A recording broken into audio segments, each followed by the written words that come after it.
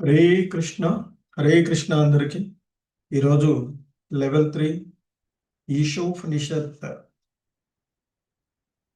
గ్రంథం అధ్యయనానికి మీ అందరికీ కూడా ఇస్కాన్ శ్రీ శ్రీ రాధా గోవింద ఆలయం తరపున స్వాగతం, సుస్వాగతం. హరే కృష్ణ. ఓం అజ్ఞానతిమిరాంధస్య జ్ఞానాంజనశలాకయా చక్షుర్మిలితం యేన తస్మై శ్రీ గురవే నమః. శ్రీచైతన్యమనోభీష్టం స్థాపితం యేన భూతలే స్వయం రూపః కదా మహ్యం దదాతి స్వపదాంతికం. వందేహం శ్రీగురు శ్రీయుతపదకమలం శ్రీగురూన్ వైష్ణవాంశ శ్రీరూపం సాగ్రజాతం సహగణ రఘునాథాన్వితం తం సజీవం సాద్వైతం సావధూతం పరిజన సహితం కృష్ణ చైతన్యదేవం శ్రీరాధా కృష్ణ పాదాన్ సహగణ లలితా శ్రీ విశాఖాన్వితాంశ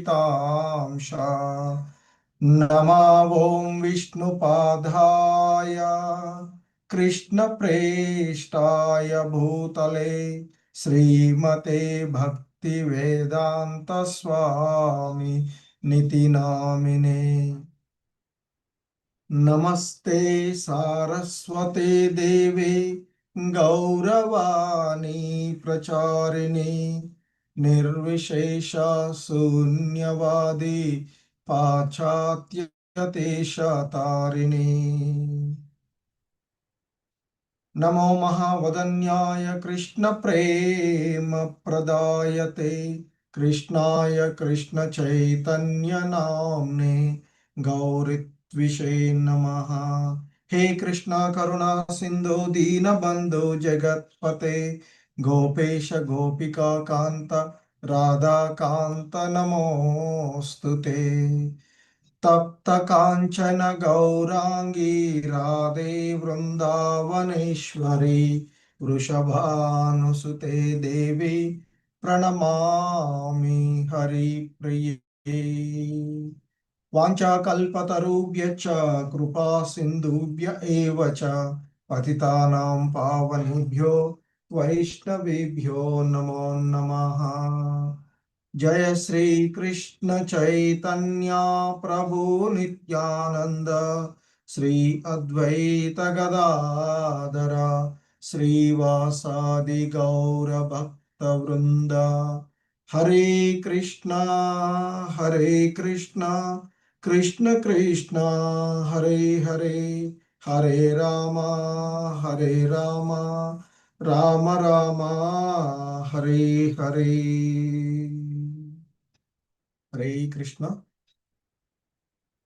సో మనము శ్రీ ఈశోపనిషత్ మనిషిని ఆ దేవదేవునికి దగ్గరగా చేర్చేటువంటి జ్ఞానము. సో అందులో మొదటగా మంగళాచరణం. ఓం పూర్ణమద పూర్ణమిదం పూర్ణాత్ పూర్ణముదచ్యతే పూర్ణస్య పూర్ణమాదాయ పూర్ణమేవావశిష్యతే అంటూ చెప్పబడినటువంటిది. సో ఆ దేవదేవుడు పరిపూర్ణుడు. అతని నుండి మరి ప్రకటితమయ్యేటువంటి దృశ్యమాన జగత్తు వంటివి కూడా పరిపూర్ణమై ఒప్పారుతూ ఉన్నవి. ఆ పరిపూర్ణ నుండి మరి కలిగినది ఏదైనా అంతటి పరిపూర్ణతనే ఉంటుంది. ఆయన సంపూర్ణుడు కనుక అతని నుండి ఉద్భవించినవన్నీ కూడా సంపూర్ణాలే అయినా ఆయన సర్వ సంపూర్ణుడుగానే ఉంటాడు అంటూ మొదటి శ్లోకంలో మనకి ఇక్కడ మంగళాచరణంలో చెప్పబడింది. ఇక మొదటి శ్లోకము ఈశ్వర తత్వాన్ని గురించి. ఈశావాస్యమిదం సర్వం యత్కించ జగత్యాం జగత్ తేన త్యక్తేన భుంజీత మా గృద కస్య స్విదనం. ఇక్కడ ఈ విశ్వంలో ఉన్నటువంటి చేతనములైన అచేతనములైన సమస్తము భగవంతుని చేతనే నియంత్రించబడుతూ ఉన్నది. ఉం? మరి ఆయనకే మొత్తము చెంది ఉన్నది కనుక మనిషి తన అవసరాల కొరకు ఉన్నటువంటి వాటిని మాత్రమే వినియోగించుకోవాలి. ఉం? సో మిగిలినది ఎవరికి ఉన్నదో దానిని ఆ విధంగా ఎరిగి ఉండాలి అంటూ సర్వం ఈశావాస్యం అంటూ మొదటి మంత్రంలో చెప్పబడుతూ ఉన్నటువంటిది. సో ఆ విధంగా జీవిస్తూ నెక్స్ట్ తదుపరి కర్మలు ఆ భగవంతుని కోసమే చెయ్యాలి అంటూ చెప్తుంది రెండో మంత్రం. కుర్వన్నేవేహ కర్మాణి జిజీవి చేచతం సమాహ ఏవం త్వయి నాణ్యదేతోస్తి న కర్మ లిప్యతే నరే. సో ఇక్కడ మరి చెప్పబడుతూ ఉన్నటువంటి అంశము మానవుడు ఆ విధంగా అంటే సర్వము ఈశావాస్యం అని తెలుసుకొని ఆ విధంగా కర్మలను చేస్తూ మరి ఆ భగవంతుని కోసం కర్మలు చేస్తూ ఉండవచ్చు. అంతకు తప్ప వేరొక మార్గము మానవుకు లేదు అంటూ చెప్పబడుతూ ఉన్నటువంటిది. సో ఇక మరి ఈ మూడవ మంత్రంలో ఆ విధంగా మనము భగవంతుని యొక్క కేంద్రంగా లేకుండా ఉన్నట్లయితే ఆత్మఘాతకులమే అని, మరి అటువంటి వాళ్ళు అజ్ఞాన అంధకారంలో ఉన్నారు అని చెప్తుంది మూడవ మంత్రము మనకి. సో అదే ఇక్కడ చెప్తున్నట్టు అసూర్యానామతే లోక అంతే అందేన తమసావృతాః తాంస్తే ప్రేత్యాభిగచ్చంతి ఏకే చ ఆత్మహనో జనాః. సో ఇక్కడ మనకి ఆ భగవత్ సంబంధంలో లేనటువంటి వాడు ముఖ్యంగా ఆ కృష్ణ స్మరణ లేని యొక్క జీవితము అంధకారము, మరి భక్తి లేకుండా ఉండేటువంటి జ్ఞానము అసంపూర్ణము అని, మరి ఆత్మస్వరూపాన్ని ఆ భగవతత్వాన్ని మర్చిపోవడమే ఆత్మహనము అని చెప్పబడుతూ ఉన్నటువంటిది. సో అటువంటి వాడు ఇక అంధకారంలోనే ఉండి ఆ తమోమయమైనటువంటి లోకాలకు, అసురులు ఉండేటువంటి లోకాలకు చేరుకుంటారు అనేటువంటిది మనకి ఆ మూడవ మంత్రంలో చెప్పబడినటువంటి విషయం. సో ఇక ఈరోజు మనము చూడబోయేటువంటి నాలుగవ మంత్రము.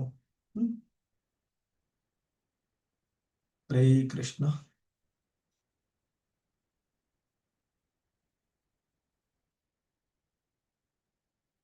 అనేజదేకం మనసో జీవియో నైన దేవా ఆప్నువన్ పూర్వమర్షత్ తద్దావతో అన్యాసత్యేతి తిష్టత్ తస్మిన్నపో మాతర్విశ్వా దదాతి.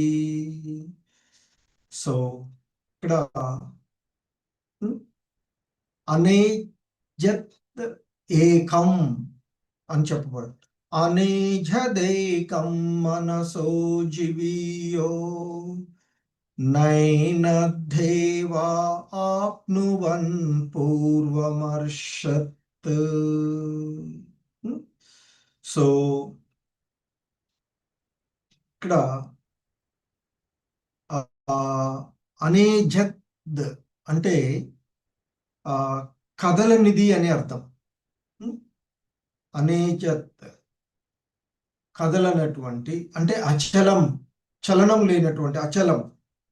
ఏకం అంటే ఒక్కటే, అంటే అద్వితీయం అని చెప్పబడుతూ ఉన్నటువంటిది. సో మనసో జవీయో అంటూ చెప్పబడుతుంది. అంటే అది అంటే కదలకుండా అచలనంగా ఉండేటువంటిది మనసు కన్నా వేగంగా ఉంటుంది అని చెప్తున్నారు.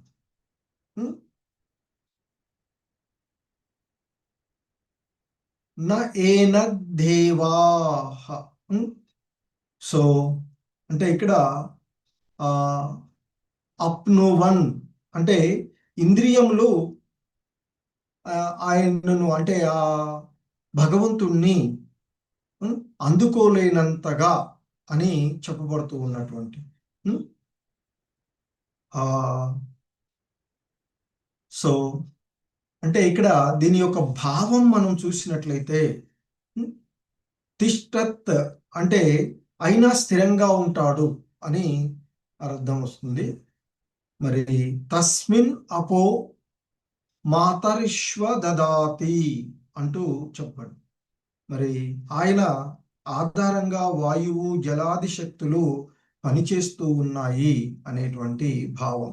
ఇక్కడ అనేజత్ అంటే స్థితుడై, ఏకం ఒక్కడే అనే పదం. మనసహ అంటే మనసు కంటే కూడా, జవీయ ఎక్కువ వేగం కలవాడు. మనసహ జవీయోహో అంటే మనసు కంటే ఎక్కువ వేగం కలిగినటువంటి వాడు. ఏనత్ దేవా, ఇక్కడ ఏనత్ అంటే ఆ ఈశ్వరుడు లేదా దేవదేవుడు అనేటువంటి అర్థం వస్తుంది. సో కనుక ఇక్కడ మనం దీని యొక్క భావము, 4వ మంత్రం యొక్క భావం చూస్తే, ఆ దేవదేవుడు స్వధామంలో స్థితుడై ఉన్నప్పటికీ, అంటే ఆ ధామంలో అతడు స్థిరంగా ఉన్నప్పటికీ మనసు కన్నా ఎక్కువ వేగం కలవాడై గతిశీలురగు ఎల్లరినీ అతిశయిస్తాడు. అంటే చలించేటువంటి అన్నిటికంటే కూడా ఎక్కువ చలన వేగాన్ని కలిగి ఉన్నటువంటి వాడు. శక్తిమంతులకు దేవతలైనను అతన్ని దరిచేరజాలరు. ఒక స్థానంలో ఉన్నప్పటికీ అతడు వాయువును, వర్షమును, వసిగడి వారిని నియంత్రిస్తాడు. ఉత్కృష్టులలో అతడు ఎల్లరినూ అతిశయిస్తాడు అంటూ చెప్పబడుతూ ఉన్నటువంటిది. సో ముఖ్యంగా ఈ శ్లోకం యొక్క భావం చూస్తే, భగవంతుడు అచలుడు అయినను, అంటే భగవంతుడు చలనం లేకుండా స్థిరంగా ఒక దగ్గర. ఎందుకంటే మరి ఆ సమస్తము ఆయనలోనే ఉన్నటువంటిది, సమస్తాన్ని ఆయనే వ్యాపించి ఉన్నప్పుడు ఇంకా ఎటు కదలడానికి ఉంటుంది? సో కనుకనే మరి ఆ దేవదేవుడు స్వధామంలో స్థితుడై అచలుడై ఉన్నప్పటికీ కూడా మనసు కన్నా వేగవంతుడు. మరి ఈ శక్తిమంతులైనటువంటి దేవతలైనను ఆయనను దరిచేరజాలరు. ఒక స్థానంలో ఆయన ఉన్నప్పటికీ, ఒకే దగ్గర స్థిరంగా ఉన్నప్పటికీ అతడు వాయువును, వర్షాన్ని, అంటే వాయువు జలాది శక్తులను మరి నియంత్రించేటువంటి, ఇచ్చేటువంటి ఆ దేవతలు, అధిష్టాన దేవతలు ఎవరైతే ఉన్నారో వారిని నియంత్రించేటువంటి వాడు. ఉత్కృష్టులలో మరి అతడు ఎల్లరినూ అతిశయిస్తాడు. అంటే ఉత్కృష్టులందరికీ అంటే కూడా ఉత్కృష్టుడుగా అతడు ఉన్నటువంటి వాడు అనేటువంటి విషయం ఇక్కడ చెప్తూ ఉన్నాడు. సో ముఖ్యంగా అనేజత్ అంటే అచలుడు, చలనం లేనటువంటి వాడు, స్థిరంగా ఒకే దగ్గర ఉండే స్థితుడై ఉన్నటువంటి వాడు. మరి ఒక సముద్రం ఉందనుకోండి, ఆ సముద్రము అదే ప్లేస్లో స్థిరంగా ఉంటుంది. మరి సముద్రంలో ఎన్నో వేగాలతో అందులో కదులుతూ ఉంటాయి, అలలు వస్తూ ఉంటాయి, ఇవన్నీ జరుగుతూ ఉంటుంటాయి. కానీ అక్కడే స్థితంగా ఉన్నట్లు ఉంటుంది. ఎందుకంటే మరి ఈ సమస్తాన్ని ఆయన ఆక్రమించి ఉన్నాడు కనుక ఇక ఆయన్ని మరి ఎటు కదిలేటువంటి ఉంటుంది. సో సముద్రం లాగా, మనం ఒక చిన్న ఎగ్జాంపుల్గా తీసుకుంటే సముద్రం లాగా, సముద్రంలో ఉండేటువంటి ప్రతిదీ ఎంతో వేగంగా కదులుతుంది. ఆ కదిలేటువంటి వాటన్నిటికంటే కూడా ఎక్కువ వేగంతో కదిలేటువంటి వాడు ఆ దేవదేవుడు. ఆ సముద్రంలో ఎన్నో ఉంటాయి, వాటన్నిటినీ కూడా నియంత్రించగలిగేటువంటి వాడు ఆ దేవదేవుడు అని ఇక్కడ చెప్పబడుతూ ఉన్నటువంటి. సో కనుకనే భగవంతుడు స్వరూప రూపంలో చూస్తే ఆయన మరి అచలుడుగా చెప్తూ ఉంటుంటారు. ఆయన స్వరూపము నిత్యము అవికారము అయినటువంటి స్వరూపంగా ఉండేటువంటిది. సో అందుకే మనకి ఆ భగవద్గీతలో చెప్పబడినట్లుగా, ఎందుకంటే ఆత్మ యొక్క స్వభావాన్ని భగవద్గీతలో మనకి శ్రీకృష్ణ భగవానులు వారు చెప్తాడు. అర్జునుడు ఆత్మతత్వాన్ని తెలుసుకోలేక యుద్ధం చెయ్యనంటూ మరి అస్త్ర సన్యాసం తీసుకొని ఆ రథంలో కూలబడి బాణాలన్నిటినీ వదిలివేసి నేను యుద్ధం చెయ్యను కృష్ణ అన్నప్పుడు సందర్భంలో దానికి కారణము ఈ దేహతత్వము గురించి ఆలోచిస్తూ ఆత్మ జ్ఞానము లేకపోవడమే అని ఆత్మతత్వాన్ని బోధిస్తాడు. అందుకే ఆయన శ్రీకృష్ణుడు మొదలు పెడతాడు 11వ శ్లోకంలో 2వ అధ్యాయంలో, అశోచ్యానన్వశోచస్త్వం ప్రజ్ఞావాదాంచ భాససే గతాసూన గతాసూంచ నాను శోషంతి పండితాః. సో ఓ అర్జున, నీవు పండితుడు వలె మాట్లాడుతున్నావు, పాండిత్యంతో కూడిన మాటలు మాట్లాడుతూ ఉన్నావు, కానీ కూడని విషయాల గురించి దుఃఖిస్తూ ఉన్నావు. ఎందుకంటే వివేకవంతుడైనటువంటి వాడు జీవించి ఉన్న వాళ్ళని గురించి కానీ మరణించిన వారిని గురించి కానీ అతడు దుఃఖించడు అంటూ ఇంకా చెప్తారు. నత్వేవాహం, నేను కానీ నీవు కానీ ఈ జీవులందరూ కానీ నిలిచి ఉండని సమయం అంటూ లేదు. సో అంటూ దేహం యొక్క శాశ్వతమైనటువంటి తత్వాన్ని చెప్తూ ఆయన చెప్తారు, నైనం చిందంతి శస్త్రాని నైనం దాహతి పావకః నైవం క్లేదయంత్యాపో నశోషయతి మారుతః. సో ఆత్మ ఎట్టి ఆయుధాల చేతను ముక్కలు చేయబడదు, అగ్ని చేత కాల్చబడదు, నీటి చేత తడపబడదు, వాయువు చేత ఎండబడదు అంటూ చెప్తారు. చెప్పి ఆయన అక్కడ 24వ శ్లోకంలో ముఖ్యంగా చెప్తారు, అచేద్యోయమదాహ్యోయం అక్లేద్యోషోస్య ఏవ చ నిత్య సర్వగతస్థానుః అచలోయం సనాతనః. సో అంటే ఈ వ్యక్తిగత ఆత్మ ఏదైతే ఉందో అది ఛేదింపబడనిది, కరుగునటువంటిది, దహింపబడనిది, ఎండిపోదు, అది నిత్యమైనది, సర్వత్రా ఉన్నది, మార్పు లేనిది, కదలనిది, సనాతనమైనది అంటూ ఆ వ్యక్తిగత ఆత్మ శాశ్వతంగా భగవంతుని యొక్క అనువంశయని, మార్పు లేకుండా అది అదే అణువుగా శాశ్వతంగా నిలిచి ఉంటుంది అని, అణు ఆత్మకు ఉన్నటువంటి ఈ యోగ్యతలు మనకి ఇక్కడ దీంట్లో చెప్తూ ఉన్నటువంటి, మరి ఇక్కడ మన జీవులు మరి ఆ భగవంతుని దృష్టిలో సర్వత్రా ఉన్నారు అనేటువంటి నిస్సందేహంగా చెప్పబడుతుంది. అందుకే సర్వత్రా వ్యాపించి ఉన్నటువంటి. సో మరి అంటే భూమి పైన, జలంలోను, గాలిలోను, భూమి లోపల, అగ్నిలో కూడా ఉండేటువంటి, అందుకే అగ్ని చేత దహింపబడదు అంటూ చెప్పబడుతూ ఉన్నటువంటిది. సో మరి ఆ పరమాత్ముడు ఒకే స్థానంలో ఉన్నప్పటికీ కూడా సమస్తాన్ని వ్యాపించి ఉండి మరి సమస్తాన్ని నియంత్రిస్తూ ఉండేటువంటి వాడుగా ఆ భగవంతుణ్ణి మనము ఇక్కడ తెలుసుకోవలసినటువంటి అంశంగా చెప్పుకోవచ్చు. సో కాబట్టి ఆయన స్థిరంగా ఉన్నప్పటి మరి ఆయన అన్ని జీవుల కంటే కూడా ఎక్కువగా, ఎందుకంటే ఉదాహరణకి ఒక జీవి సముద్రంలో ప్రయాణిస్తుంది అనుకోండి. సో అది ప్రయాణిస్తే ఎక్కడికి వస్తుంది? ఎక్కడున్నా ఆ సముద్రం అంతకు ముందే ఉంటుంది, దానికంటే ముందే ఉంటుంది. అది ఎక్కడ తిరిగినా సముద్రంలోనే తిరుగుతుంది కదా. సో అలా సమస్తాన్ని ఆ నిత్యపూర్ణుడైనటువంటి ఆ పరమాత్ముడు, ఆత్మ అచలం, మరి ఆ పరమాత్ముడు నిత్యపూర్ణుడు అనేటువంటి వాడుగా మనకి ఈ శ్లోకంలో అనేజత్, అచలుడు అనేటువంటి విషయాన్ని చెప్తూ ఉన్నటువంటిది. అలాగే మనకి ఈ ఇంకా చెప్పబడుతూ ఉన్నటువంటి అంశాలలో మనసో జవీయ అంటూ చెప్తున్నటువంటిది. అంటే ఇక్కడ ఆ మనస్సు కంటే కూడా ఎక్కువ వేగంతో ప్రయాణించేటువంటి వాడుగా ఆ భగవంతుణ్ణి ఇక్కడ చెప్పబడుతూ ఉన్నటువంటి.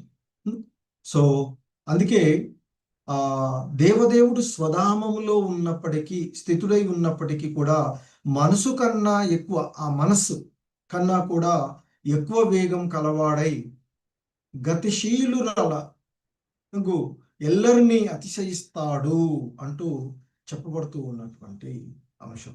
ఎందుకంటే మన యొక్క మనోవేగాన్ని గురించి చెప్పుకుంటే మనసు క్షణంలో ప్రపంచమంతా వెళ్ళగలుగుతూ ఉంటుంది. మరి పరమాత్ముడు, దేవదేవుడైనటువంటి ఆ పరమాత్ముడు అంతకంటే వేగంగా చలనాన్ని కలిగి ఉన్నాడు అనేటువంటిది మనకి ఈ శ్లోకం చెప్పబడుతూ ఉన్నటువంటిది. సో ఎందుకంటే ఆ కృష్ణ భగవానుల వారు గోలోకంలో ఉన్న సర్వ జీవుల యొక్క హృదయాలలో పరమాత్ముడుగా ఆయన ఉండేటువంటిది. సో కనుక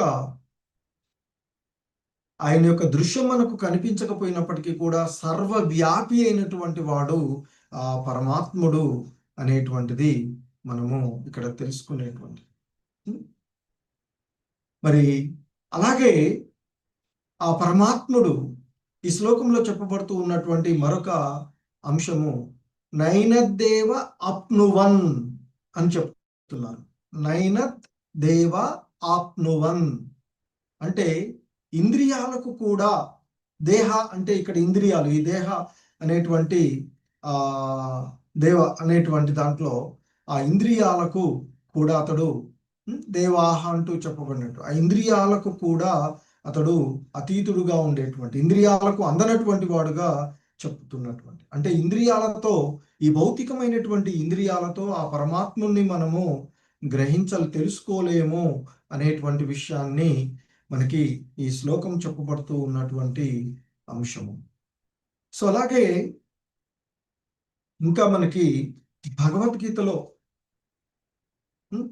సో మరి ఆ భగవంతుణ్ణి ఈ మనం తెలుసుకోవడం అనేటువంటిది ఒక భక్తి మార్గం తప్ప అన్యమైనటువంటి మార్గంలో దేని ద్వారా కూడా మనము ఆ భగవంతుణ్ణి తెలుసుకోలేము అనేటువంటి అంశాన్ని మనకి భగవద్గీతలో చెప్పబడుతూ ఉంటుంది.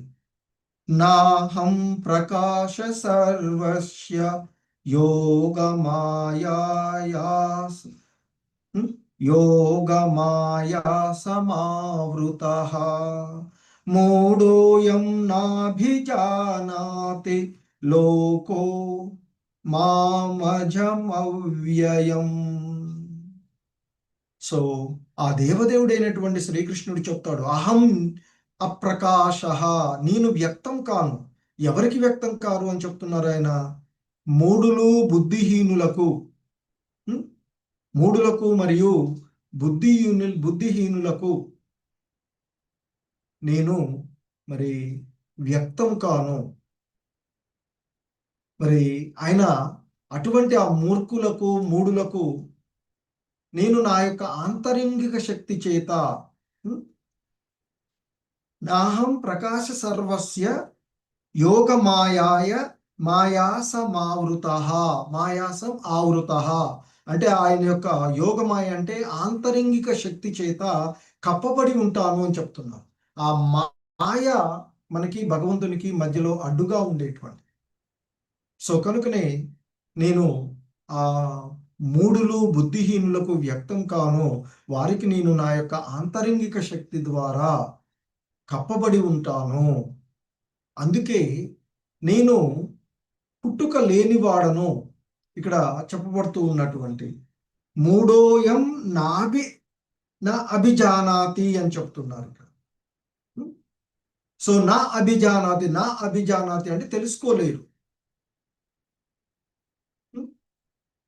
ఎవరంటే లోకో ఇక్కడ జనులు, మాం నన్ను, మాం అజమవ్యయం అజం అంటే పుట్టుక లేని వాడని, అవ్యయం అంటే నశింపు లేనటువంటి వాడు. ఆ దేవదేవుడు సనాతనమైన వాడు, ఎప్పటికీ ఉండేటువంటి వాడు, నశింపు లేనటువంటి వాడు, పుట్టుక లేనటువంటి వాడు అని మూర్ఖులు తెలుసుకోలేరు అని చెప్తుంటారు. ఎందుకంటే మరి ఇక్కడ ఆ భగవంతుడు అవతరించినప్పుడు అందరూ చూశారు కదా అని ఒక సందేహం రావచ్చు. కానీ వాళ్ళు చూసేటువంటిది ఒక సాధారణమైనటువంటి కృష్ణుడు ఉన్నాడు అనుకోండి, కొంతమంది మాత్రమే ఆయన దేవదేవుడుగాను తెలుసుకొని ఉన్నటువంటి వాళ్ళు. మిగిలిన వాళ్ళంతా కూడా ఒక సాధారణమైనటువంటి యాదవుడు లాగా, ఒక రాజులాగానే ఆయన్ని చూసినటువంటి పరిస్థితులు చూస్తూ ఉంటాం. సో కనుక ఆయన అవతారం తీసుకున్నప్పటికీ మన చుట్టూ ఎంతో ఉన్నప్పటికీ కూడా ఆ భక్తి భావనలో ఉన్నటువంటి వాళ్ళకు మాత్రమే ఆయన దేవదేవుడిగా అర్థమైనటువంటిది. సో ఎంతో మంది శిశుపాలుడు, వక్రదంతుడు వీళ్ళంతా కూడా ఆయన ఒక సాధారణమైనటువంటి వాడుగా చూస్తారు. కానీ భీష్ముడు ఆయన్ని దేవదేవుడిగా ఎరుగుచుంటారు. అందుకే చాలా తక్కువ మంది. సో ఎందుకంటే ఆ మాయా పొరలో అడ్డుగా ఉన్నటువంటి అప్పుడు ఆయన్ని మనం యథార్థంగా దర్శించుకోలేము అని చెప్తున్నారు. సో ఆయన యోగమాయ ద్వారా ఉంటాడు అనేటువంటిది ఇక్కడ చెప్పబడుతూ ఉన్నటువంటిది. సో కనుక మనకి ఆ మరి ఆ ఇంద్రియాలకు అందనటువంటి వాడు. మన ఈ సాధారణమైనటువంటి ఇంద్రియాల ద్వారా ఆ పరమాత్మను గ్రహించలేము. మరి ఆ పరమాత్మను తెలుసుకోవాలంటే మనకున్నటువంటి ఏకైక మార్గము భక్తి. భక్తి మార్గం ద్వారా మాత్రమే. సో అందుకే ఇక్కడ చెప్తారు, తద్ ధావతో జ్ఞాన్ అత్యేతి తిష్టత్ అంటూ చెప్పబడినటువంటి అంశం. సో ఇక్కడ ఈ దీనికి ఆ పరమాత్ముని యొక్క అచింత్య భేద భావాన్ని, స్వభావాన్ని, అంటే ఆయన స్థిరంగా ఉంటాడు, అన్నిటికంటే ముందు ఉంటాడు. సో దీన్నే చైతన్య మహాప్రభువుల వారు అచింత్య భేద సిద్ధాంతంగా ప్రతిపాదించారు. మనతో భేదం లేనివాడు భేదంగా ఉన్నటువంటి వాడుగా చెప్తూ ఉంటుంటారు. సో స్థిరంగా ఉన్నాడు అని చెప్తాం, అందరికంటే ముందున్నాడు అని చెప్తాం. సో కదా. సో మరి అలాగే ఇంకా చెప్తున్నటువంటి తస్మిన్ నపో మాతరిష్వ దదాతి, వాయువు, జలము, అగ్ని అన్ని కూడా ఆయన ఆధారంగానే. ఎందుకంటే మనకి భగవద్గీతలో 9వ అధ్యాయంలో చెప్తారు, మయాధ్యక్షేణ ప్రకృతి సూయతే అంటూ చెప్పబడినటువంటి అంశాన్ని మనం చూస్తే, సో మరి ఎందుకంటే ఈ విశ్వంలో ఉన్నటువంటి ప్రతిదీ కూడా నా యొక్క మార్గదర్శకంలోనే పనిచేస్తూ ఉంది అంటూ చెప్తూ ఉంటుంటారు. ఆయన భగవద్గీతలో చెప్పబడినటువంటి శ్లోకం, మయాధ్యక్షేణ ప్రకృతి సూయతే సచరాచరం హేతునానేన కౌంతేయ జగద్వి పరివర్తతే అంటూ చెప్తారు. మయా అంటే నా యొక్క, అధ్యక్షేణ అంటే అధ్యక్షతలో. ఆయన చెప్తారు అర్జునుడితో, ఓ కుంతి కుమారుడా అర్జున, నా శక్తులలో ఒకటైనటువంటి ప్రకృతి నా యొక్క ఆజ్ఞ మేరకు పనిచేస్తూ సమస్త స్థావర జంగమ జీవులను సృష్టిస్తుంది. దాని యొక్క నియమానుసారమే ఈ జగత్తు మళ్ళీ మళ్ళీ సృష్టించబడుతుంది, లయమవుతుంది అంటూ. సో మరి ఆ భగవంతుడు ఈ భౌతిక జగత్తు యొక్క సమస్త కర్మల నుండి వేరుగా ఉన్నప్పటికీ కూడా మరి పరమ నిర్దేశకుడుగా ఉంటాడు అనేటువంటిది మనకు భగవద్గీతలో చెప్పబడుతూ ఉన్నటువంటి, చాలా స్పష్టంగా చెప్పబడుతూ ఉన్నటువంటి అంశం. సో కాబట్టి ఈ భౌతిక సృష్టి మొత్తానికి కూడా పరమ సంకల్పము, నేపథ్యము ఆ భగవంతుడే అనేటువంటిది ఇక్కడ మనకి చెప్పబడుతూ ఉన్నటువంటి అంశం. సో ఆ విధంగా మరి ఆ దేవదేవుడు తన యొక్క స్వధామంలో ఉన్నప్పటికీ కూడా మనసు కన్నా ఎక్కువ వేగం కలవాడై గతిశీలులగు ఎల్లరినూ అతిశయిస్తాడు. శక్తిమంతులకు దేవతలైనను ఆయన యొక్క దరి చేరలేరు. వారికంటే ముందే ఉంటాడు. ఒక స్థానంలో ఉన్నప్పటికీ కూడా ఆయన ఆ వాయువు, జలము వాటిని వసిగేటువంటి వారందరినీ, దేవతలందరినీ కూడా ఆయనే నియంత్రిస్తూ ఉన్నాడు. ఆ మరి ఉత్కృష్టుల్లో సర్వ ఉత్కృష్టుడు అనేటువంటిది చెప్తున్నాడు. సో ముఖ్యంగా ఈ మంత్రం ద్వారా మనకు తెలుస్తూ ఉన్నటువంటి పరమాత్మ అచలుడు అయినా ఆయన సర్వవ్యాపి, ఇంద్రియాలకు అందనివాడు అయినా భక్తితో ఆ భగవంతుణ్ణి గ్రహించవచ్చు.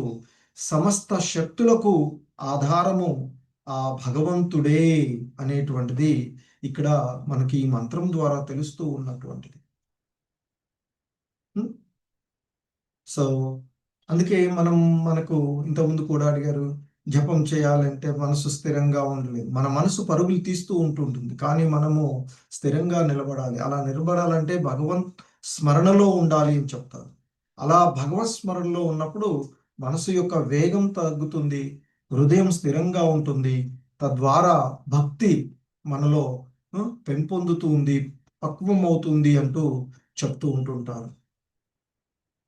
సో కనుక శ్రీల ప్రభుపాదుల వారు తెలియచేస్తూ ఉన్నట్లుగా ఇక్కడ దీనికి భాష్యంలో ఆయన చెప్తూ ఉంటారు, గొప్ప తత్వవేత్తలు అయిన మానసిక కల్పన ద్వారా ఆ పరతత్వమైనటువంటి భగవంతుణ్ణి ఎరుగలేరు అని చెప్తూ ఉంటారు.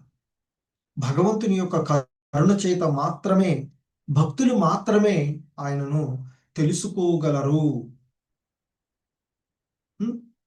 భక్తరహితుడైనటువంటి వాడు, తత్వవేత్తలు వాయువేగముతో గాని మనోవేగాలతో ఆ అంతరిక్షంలో కోట్లాది కొలది సంవత్సరాలు ప్రయాణించినప్పటికీ కూడా పరతత్వము ఇంకను తనకు బహుదూరంలోనే ఉన్నట్లుగా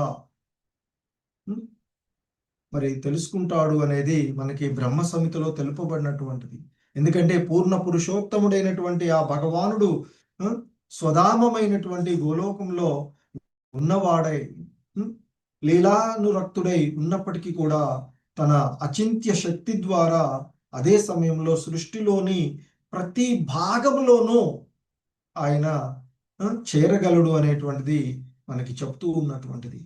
సో ఆయన యొక్క శక్తులు ఆ అగ్ని నుండి వెలువడేటువంటి కాంతి, ఉష్ణము వంటివి అని మనకు విష్ణు పురాణంలో తెలుపబడినటువంటి అంశాన్ని కూడా గుర్తు చేస్తుంది. ఆ భగవంతుని యొక్క శక్తులు అసంఖ్యాకాలుగా ఉన్నప్పటికీ కూడా 3 రకాలుగా చెప్పుకుంటాము. ఇంతకు ముందు కూడా వచ్చినటువంటివి: ఆంతరంగిక శక్తి, తటస్థ శక్తి, బాహ్య శక్తి. సో ఆ భగవంతుని యొక్క శక్తులు మరి సర్వత్రా నెలకొని ఉన్నటువంటివి. భగవంతుడు, భగవత్ శక్తులు అభిన్నము. ఆ శక్తులే పరతత్వం అని మనము పొరపడకూడదు అని కూడా చెప్తూ ఉంటుంటారు. ఆ భగవంతుడు సర్వత్రము వ్యాపించి ఉన్నాడని గాని, అతడు రూపరహితుడని గాని మనము తప్పుగా భావించవద్దు అని చెప్తారు. సో అందుకే భగవద్గీతలో మనకి చెప్తారు, 10వ అధ్యాయంలో చెప్తారు, మహర్షులు, దేవతలు సహితము తనను ఎరగజాలరు, ఎందుకంటే వారందరికీ కూడా నేనే మూల ఆధారము అంటారు. అంతే కదా, మనకు పూర్వం ఉన్నటువంటి వాళ్ళ విషయాన్ని గురించి మనం తెలుసుకోవాలంటే వాళ్ళు చెప్తేనే తెలుస్తూ ఉంటుంది.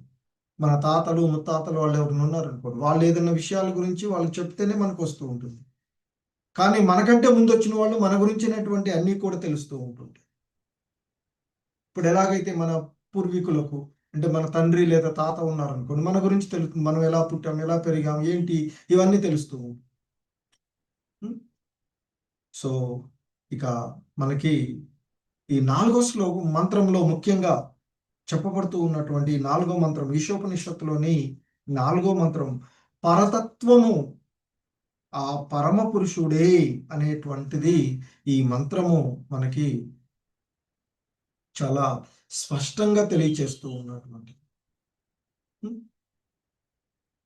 సో కనుకనే ఆ పరిపూర్ణత్వం యొక్క ప్రతి అంశయు ఆ దేవదేవుని యొక్క ఇచ్ఛానుసారమే వర్తించడానికి ప్రత్యేకమైనటువంటి శక్తిని కూడింది. ఎందుకంటే ఆయనలో లీనమైనటువంటి ఒక దాసుడు యజమాని ఆజ్ఞ మేరకు పనిచేయాలి. సో మనమంతా కూడా భగవంతుని యొక్క అంశాలుగా, భిన్న అంశాలుగా, మరి వ్యక్తిగత ఆత్మలుగా ఉన్నటువంటి ఆ భగవంతుని యొక్క సంకల్ప అనుసారమే మనం విశేషం ఏ కార్యాన్ని చేయాలి. అవి మరిచిపోయినప్పుడు మనకి దుఃఖ కారణం అవుతూ ఉంటుంటుంది.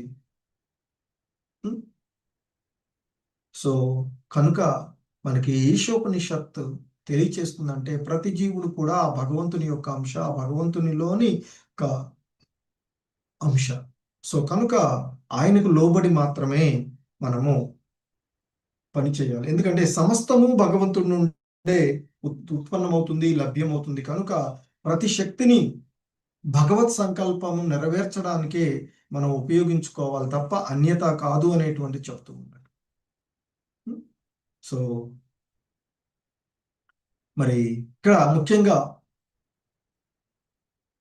ఆ భగవంతునికి వినమ్రమైనటువంటి సేవాభావ్యమును అలవర్చుకుంటానికి భగవంతుడు తెలియబడతాడు అని, మరి సంపూర్ణ లక్షణాలు కలిగినటువంటి భగవాన్ని, ఆయన యొక్క శక్తులను, అతని సంకల్పంచే ఆ శక్తులు పనిచేసేటువంటి విధానాన్ని మనం తెలుసుకుని ఉండడమే పరిపూర్ణ జ్ఞానము.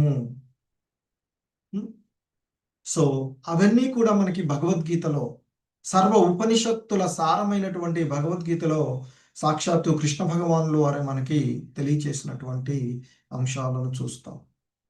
హరే కృష్ణ. సో ఈ విధంగా 4వ మంత్రం మనకి సర్వము ఆ భగవంతుడే, ఆ భగవంతుడి నుంచే వచ్చింది.